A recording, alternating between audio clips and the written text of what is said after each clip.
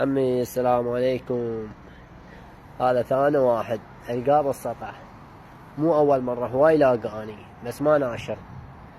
بس هذا يعني يظل يوم يومين ويا الطيور ما عليه، يطير ويحط.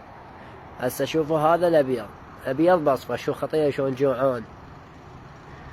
هذا اما هذا لعيونكم هم راح تمشي وهدي القعالم يقولوا لي بيعه، اما انا ما ابي اعطيها الحب.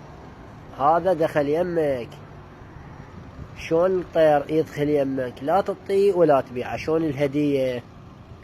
خليه وحده يروح يشري. بابا عمي شوفوا شلونه.